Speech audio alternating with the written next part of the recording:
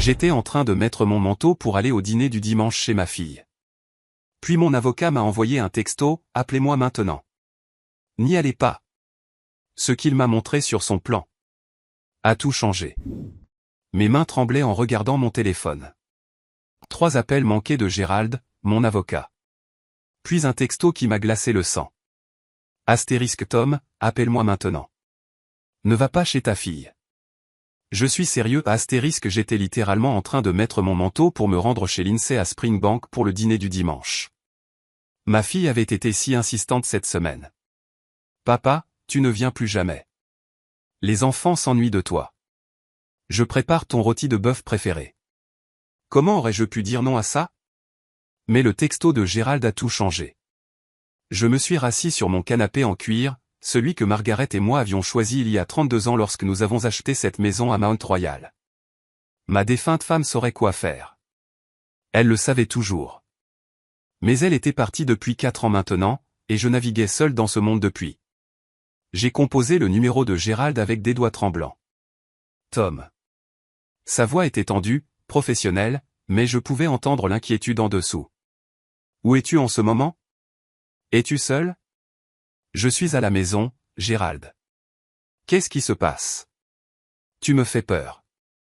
Bien. Reste là. Verrouille tes portes. J'arrive. Nous devons parler en personne, et tu dois voir des documents que j'ai reçus ce matin. 20 minutes plus tard, Gérald était assis en face de moi à ma table de salle à manger, étalant des papiers entre nous comme s'ils étaient des preuves sur une scène de crime, ce qui, je suppose, était le cas. Tom, il y a 3 jours, ta fille Lindsay et son mari Derek ont déposé une requête auprès de la cour du banc de la reine. Il fit une pause, me regardant avec ses yeux sérieux d'avocat. Ils demandent à te faire déclarer mentalement inapte. Ils veulent devenir tes tuteurs légaux et prendre le contrôle de tous tes biens. Les mots m'ont frappé comme un coup de poing. J'ai vraiment eu le vertige. C'est de la folie. J'ai 67 ans, pas 97. Je fais du bénévolat à la banque alimentaire. Je gère mes propres investissements. Je viens de renouveler mon permis de conduire le mois dernier sans aucun problème. Ma voix montait, la panique s'installait. Pourquoi ferait-il ça? Gérald a glissé un autre document vers moi. À cause de ça. Ta maison vaut maintenant environ 2,4 millions d'euros. Ton portefeuille d'investissement est évalué à 1,8 million. Ta pension et tes économies portent ton patrimoine total à un peu plus de 5 millions d'euros. Je savais que j'étais à l'aise. Margaret et moi avions travaillé dur, épargné soigneusement, investi judicieusement. J'avais passé 35 ans comme ingénieur pétrolier avant de prendre ma retraite.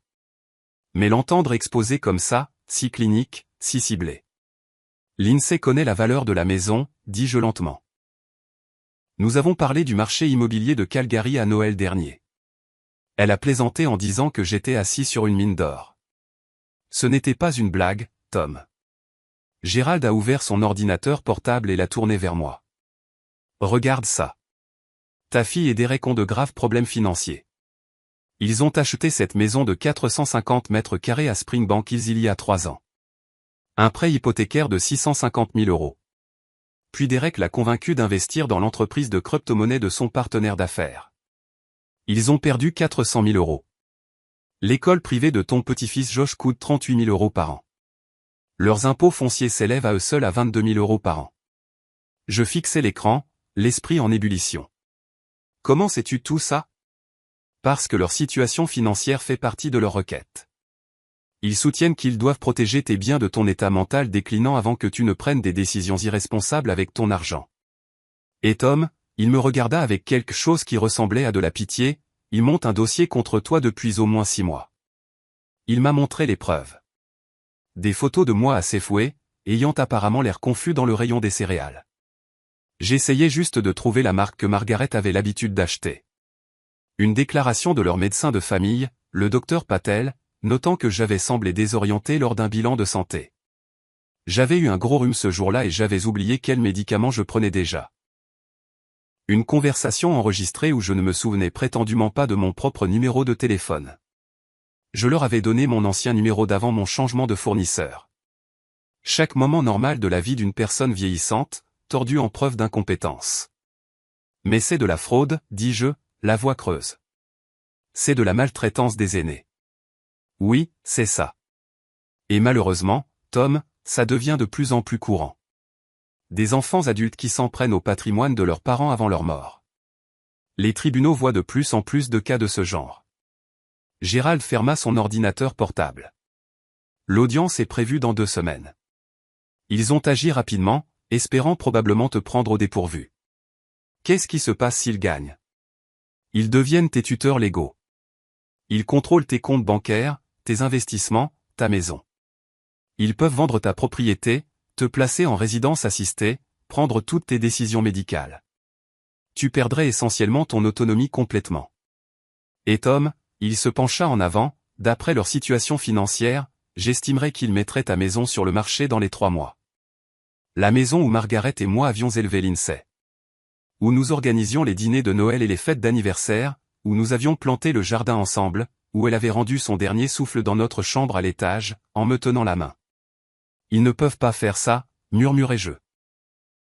Lindsay ne le ferait pas. C'est ma fille. Je suis désolé, Tom, mais les preuves suggèrent le contraire. Ils ont planifié ça soigneusement. Ils ont attendu que tu aies ce petit accident de voiture l'année dernière. Ils ont documenté chaque fois que tu as oublié un nom ou manqué un rendez-vous. Ils ont construit un récit. Je me suis souvenu de cet accident. Je rentrais de l'épicerie quand un adolescent a grillé un feu rouge et m'a percuté. Le rapport de police indiquait clairement que je n'étais pas en faute. Mais maintenant, je comprenais pourquoi Lindsay avait été si insistante pour venir à tous mes rendez-vous chez le médecin après ça. Pourquoi elle avait commencé à prendre des notes sur son téléphone chaque fois que nous parlions. Elle rassemblait des munitions. Que dois-je faire? Je me sentais perdu, trahi, en colère et terrifié, tout à la fois. Gérald se redressa, son expression passant de la sympathie à la stratégie. Nous nous défendons, et nous nous défendons intelligemment.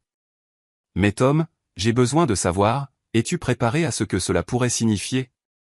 Ce n'est pas seulement une bataille juridique. Ça va déchirer ta famille. J'ai pensé à Lindsay quand elle était petite fille.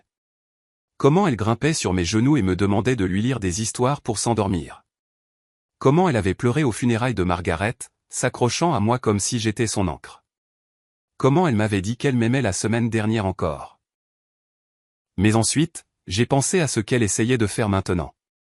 La trahison, la tromperie calculée, la volonté de détruire la dignité et l'indépendance de son propre père pour de l'argent. Dis-moi ce que nous devons faire. Gérald sourit, mais ce n'était pas un sourire heureux. C'était le sourire d'un avocat qui venait d'obtenir la permission de partir en guerre. Premièrement, nous allons tout documenter. À partir de maintenant, tu vas tenir un journal détaillé. Ce que tu fais chaque jour, à qui tu parles, chaque décision cohérente que tu prends. Je veux des horodatages, des détails, des preuves que tu es sain d'esprit. D'accord. Deuxièmement, nous allons te faire évaluer par un psychiatre indépendant. Pas ton médecin de famille qu'ils ont déjà influencé, mais un spécialiste de la santé mentale gériatrique. Quelqu'un qui peut témoigner que tu es cognitivement sain. Très bien. Troisièmement, et c'est crucial, Tom, tu ne dois pas leur faire savoir que tu sais. Tu dois agir normalement. S'ils réalisent que nous les avons démasqués, ils pourraient accélérer leur plan ou détruire des preuves. Cette invitation à dîner prenait soudain un sens horrible. Ils me voulaient là-bas ce soir pour une raison, n'est-ce pas? Je soupçonne qu'ils prévoyaient de te faire signer quelque chose. Peut-être un document de procuration glissé parmi d'autres papiers. Juste une planification financière de routine, papa. Ou ils auraient pu mettre en scène quelque chose, t'enregistrer ayant un épisode de confusion pour l'utiliser comme preuve supplémentaire. La manipulation était à couper le souffle. Comment a-t-elle pu me faire ça? Les mots sortirent brisés, et je réalisai que je pleurais. 67 ans et mon propre enfant m'avaient réduit aux larmes. Gérald posa une main sur mon épaule. Je pratique le droit depuis 30 ans, Tom. J'ai vu ça trop de fois. L'argent change les gens. Ou peut-être révèle-t-il qui ils étaient vraiment depuis le début. La semaine suivante, j'ai suivi les instructions de Gérald à la lettre. J'ai tenu des journaux détaillés, notant tout, de mes temps de mots croisés du matin à mes quarts de bénévolat à la Banque alimentaire de Calgary. J'ai rencontré le docteur Sarah Chen, une psychiatre gériatrique qui m'a fait passer une batterie de tests cognitifs. J'ai obtenu des résultats bien supérieurs à la moyenne pour mon groupe d'âge. Monsieur Morrison, a dit le docteur Chen après notre 3e séance, je peux affirmer avec une confiance professionnelle totale que vous ne montrez aucun signe de déclin cognitif, de démence ou d'incompétence mentale. Votre mémoire est excellente, votre raisonnement est vif et votre jugement est sain. En fait, vous êtes plus vif que beaucoup de gens de la moitié de votre âge. Mais le plus dur était de prétendre que tout était normal avec Lindsay. Elle m'a appelé mercredi. Papa, je suis vraiment désolé pour dimanche. La mère de Derek a fait une chute et nous avons dû nous précipiter. Pouvons-nous reporter à ce week-end? Bien sûr, ma chérie, dis-je, le mot d'affection ayant un goût de cendre dans ma bouche. Est-ce qu'elle va bien? Oh, elle va bien. Tu sais comme elle peut être dramatique. Lindsay rit. Ce sont familiers que j'avais aimés toute ma vie. En fait, papa, pendant que je t'ai au téléphone, Derek et moi voulions te parler de la création d'une fiducie, tu sais, pour la planification successorale, juste pour s'assurer que tout est organisé au cas où, enfin, tu sais, on ne rajeunit pas, elle essayait toujours, même en sachant que j'avais un avocat, même avec la date du tribunal approchant, elle essayait toujours de me manipuler pour lui donner le contrôle légal. Ça semble être une bonne idée, dis-je prudemment. Laisse-moi y réfléchir. Ne réfléchis pas trop longtemps, papa. Ces choses sont urgentes. On ne sait jamais ce qui peut arriver. Était-ce une menace? Je ne pouvais même plus le dire. Ce soir-là, mon petit-fils Josh m'a appelé.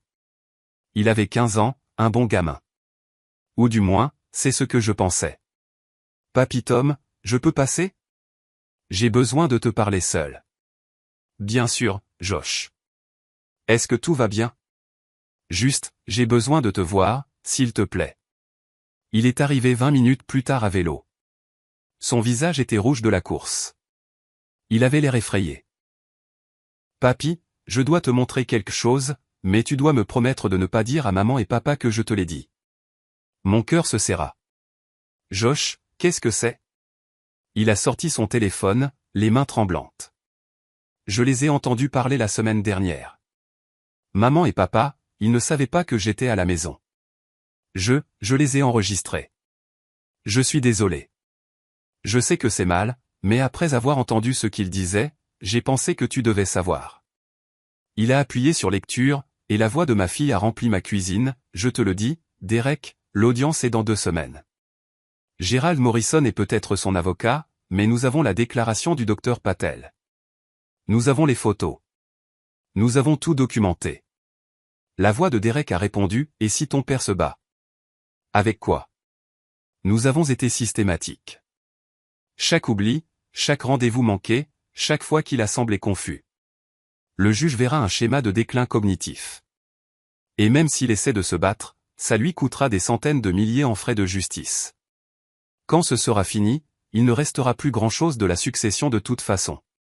Et si nous gagnons, astérisque quand astérisque nous gagnerons, la maison sera mise en vente immédiatement. Même sur ce marché, nous devrions empocher 1,8 million une fois l'hypothèque remboursée. Ça résout nos pertes en crypto-monnaie et nous remet à zéro. Ensuite, nous liquidons son portefeuille d'investissement, remboursons notre propre hypothèque, et mettons en place la fiducie pour l'éducation de Josh. Et ton père? Où ira-t-il? Une pause. Puis la voix de Lindsay, plus froide que je ne l'avais jamais entendue. Il y a une charmante résidence assistée à Airdrie, bien moins chère que Mount Royal. Il ira bien. Il ne verra même pas la différence assez tôt. Josh pleurait maintenant, silencieusement, des larmes coulant sur son visage. Papy, je suis tellement désolé. Je ne savais pas quoi faire. Je t'aime. Et il parle de toi comme si tu étais déjà, comme si tu n'étais même plus une personne. J'ai serré mon petit-fils dans mes bras. Ce gamin courageux qui venait de trahir ses propres parents pour protéger son grand-père. Tu as fait ce qu'il fallait, Josh. Tu as fait exactement ce qu'il fallait. Vont-ils vraiment prendre ta maison? La maison où toi et mamie avez vécu? Pas si je peux l'empêcher, mon grand. Pas si je peux l'empêcher. J'ai appelé Gérald immédiatement. Quand il a entendu l'enregistrement, il est resté silencieux un long moment. Tom, ça change tout. C'est une preuve directe de fraude et de maltraitance des aînés. Avec cet enregistrement, nous ne nous contentons pas de nous défendre contre leur requête. Nous passons à l'offensive. Qu'est-ce que tu veux dire? Je veux dire que nous déposons une demande conventionnelle. Fraude, tentative d'exploitation financière d'une personne vulnérable, complot en vue de commettre un vol. Et Tom, nous allons nous assurer que chaque juge de la cour du banc de la reine sache exactement ce que ta fille a essayé de faire. L'audience est arrivée plus vite que je ne le voulais. J'étais assis dans la salle d'audience avec Josh à côté de moi, sa main dans la mienne. De l'autre côté de l'allée, Lindsay et Derek étaient assis avec leur avocat, un homme à l'allure lisse dans un costume cher. Lindsay n'osait pas croiser mon regard. La juge Maria Rodriguez présidait. Elle avait la cinquantaine, des cheveux gris acier et une expression qui suggérait qu'elle avait tout vu. L'avocat de Lindsay a commencé, présentant leur cas. Les photos, les notes du docteur Patel, la documentation de mon prétendu déclin. Il a brossé le tableau d'une situation tragique. Une fille aimante essayant de protéger son père défaillant de lui-même. Votre honneur, Monsieur Morrison est clairement dans les premiers stades du déclin cognitif. Sa fille, Madame Morrison Fletcher, essaie simplement de s'assurer que le patrimoine substantiel de son père est protégé et géré de manière responsable avant qu'il ne prenne des décisions qui pourraient compromettre sa propre sécurité financière. Puis ce fut au tour de Gérald. Votre honneur, j'aimerais présenter l'évaluation psychiatrique du docteur Sarah Chen, réalisée la semaine dernière. Le docteur Chen n'a trouvé aucune preuve de déclin cognitif. En fait, M. Morrison a obtenu des résultats supérieurs à la moyenne pour son groupe d'âge dans tous les domaines de la compétence mentale. Il a soumis le rapport. La juge l'a lu attentivement. J'aimerais également présenter des preuves que Madame Morrison Fletcher et son mari ont systématiquement documenté des comportements normaux de vieillissement et les ont présentés comme des preuves d'incompétence. La confusion a s'effouée, Monsieur Morrison cherchait une marque spécifique de céréales. La désorientation au bureau du docteur Patel, il avait la grippe et une fièvre de 38,3. Le numéro de téléphone oublié, il avait récemment changé de fournisseur et s'adaptait encore au nouveau numéro. Gérald a méthodiquement démantelé chaque élément de leur preuve. Mais votre honneur, plus important encore, j'ai la preuve du véritable motif derrière cette requête. Il a fait jouer l'enregistrement de Josh. Dans la salle d'audience silencieuse, les voix de Lindsay et Derek ont résonné, froides et calculatrices, discutant de ma succession comme si j'étais déjà mort. Astérisque, la maison est mise en vente immédiatement. Liquider son portefeuille d'investissement. Il ne verra même pas la différence à ces taux astérisque. L'expression de la juge s'est durcie à chaque mot. Quand l'enregistrement s'est terminé, Gérald a continué, votre honneur, ce n'est pas une fille aimante protégeant son père. C'est une tentative préméditée d'exploitation financière.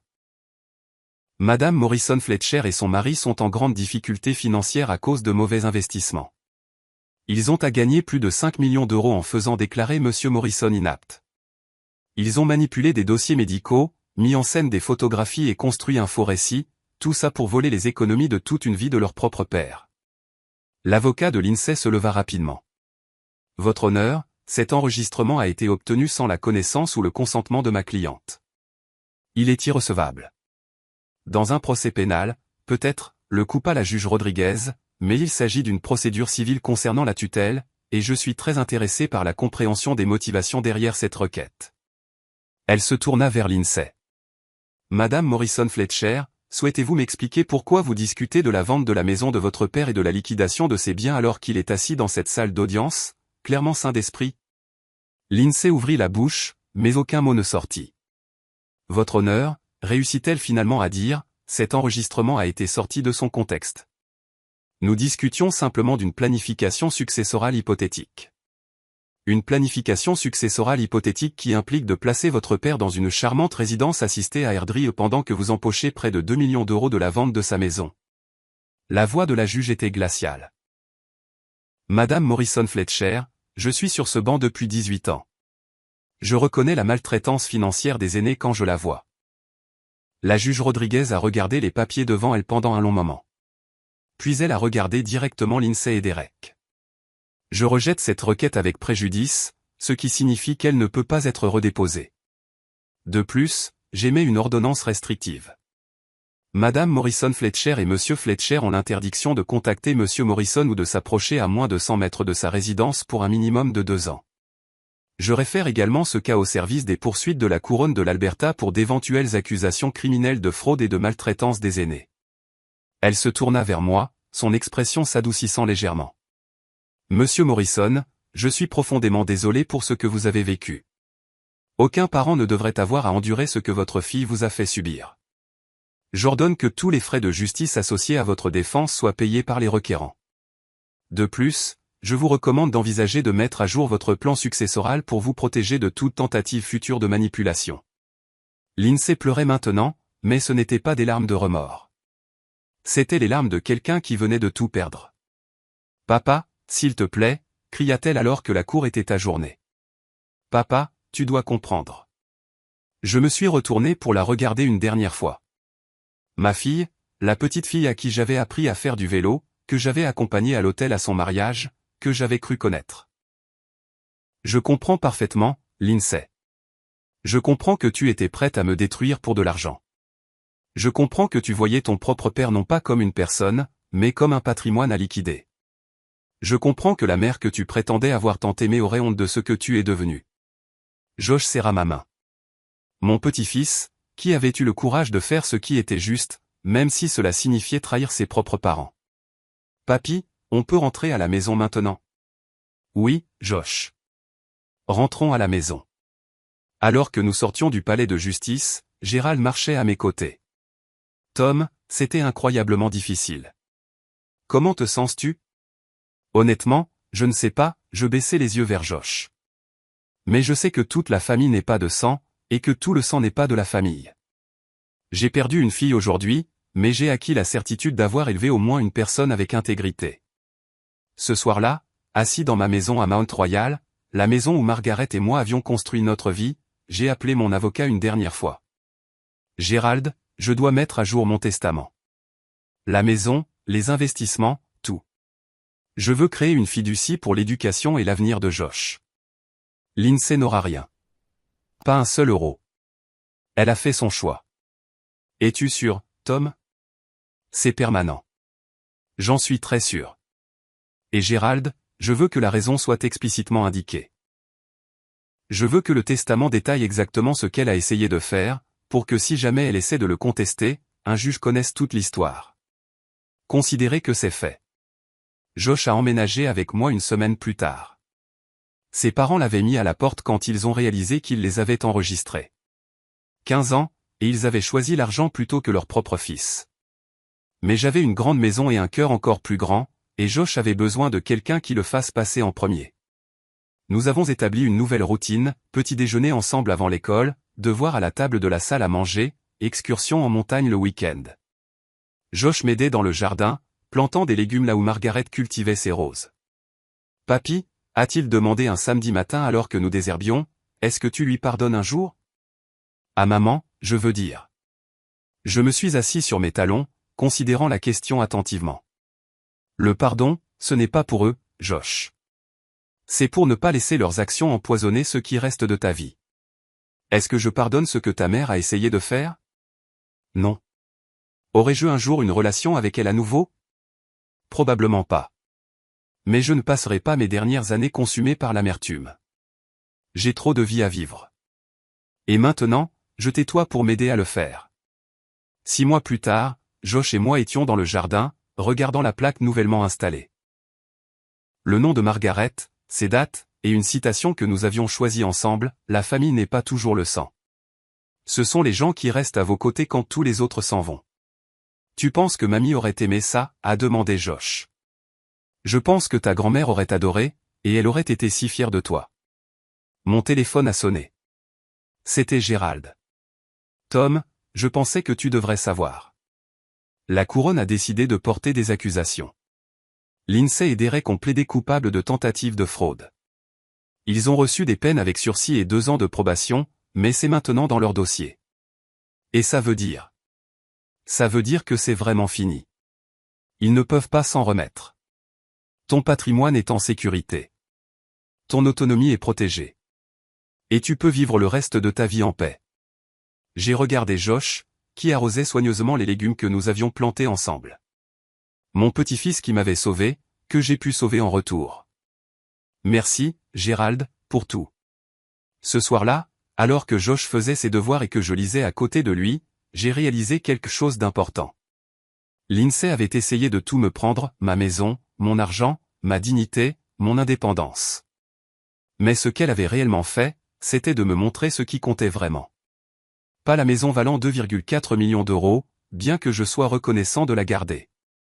Pas le portefeuille d'investissement ou les comptes en banque.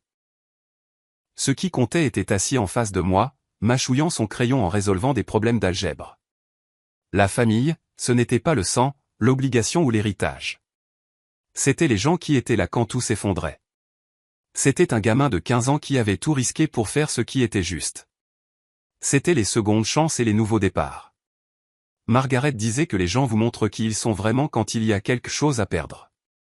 Lindsay m'a montré qu'elle était prête à sacrifier son père pour la sécurité financière. Mais Josh m'a montré que le courage et l'intégrité pouvaient encore exister dans la plus jeune génération, même quand ça lui coûtait tout. J'ai 67 ans maintenant, et j'ai appris plus au cours des 6 derniers mois que pendant les 67 années précédentes. J'ai appris que la confiance se mérite, elle n'est pas donnée. J'ai appris que les personnes qui prétendent vous aimer le plus peuvent parfois être celles qui vous blessent le plus profondément. J'ai appris que le véritable amour ne réside pas dans ce que vous dites, mais dans ce que vous faites quand personne ne regarde. Plus important encore, j'ai appris qu'il n'est jamais trop tard pour se défendre. Que la vulnérabilité n'est pas une faiblesse.